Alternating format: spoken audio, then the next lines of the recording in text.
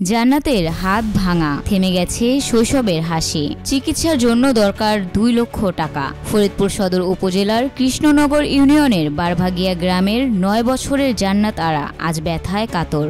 একসময় যে মেয়েটি মাঠে দৌড়াতো, বন্ধুদের সঙ্গে হাসতো, এখন সে বিছানায় শুয়ে কেবল একটাই স্বপ্ন দেখে, আবার স্কুলে ফিরবে, খেলবে, হাসবে। জান্নাত খেলতে গিয়ে পা পিছলে পড়ে যায়, যার ফলে তার ডান হাতটি মারাত্মকভাবে ভেঙে যায়। প্রথমে মধুখালী উপজেলা স্বাস্থ্য কমপ্লেক্সে প্রাথমিক চিকিৎসা দেওয়া হয় তাকে। পরে ফরিদপুর ট্রমা সেন্টার হয়ে তাকে ঢাকা পঙ্গু হাসপাতালে পাঠানো হয়। সেখানে চিকিৎসকরা জানান জান্নাতের হাতে জটিল অস্ত্রোপচার প্রয়োজন, যার খরচ প্রায় 2 লক্ষ টাকা। কিন্তু জান্নাতের বাবা মোহাম্মদ জুয়েল শেখ একজন দিনমজুর, নেই নিজের ঘরবাড়ি, ভিটেমাটির উপর কোনো মতে বসবাস। প্রতিদিনের আয়ে সংসার চালানোই যেন কঠিন। সেখানে মেয়ের চিকিৎসার এত বড় খরচ বহন করা তার পক্ষে অসম্ভব।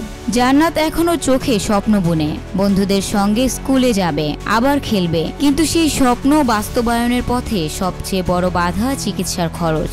জান্নাতের মা, বাবা ও প্রতিবেশীরা দেশবাসীর কাছে আকুল আবেদন জানিয়েছেন। Desk report, news Times.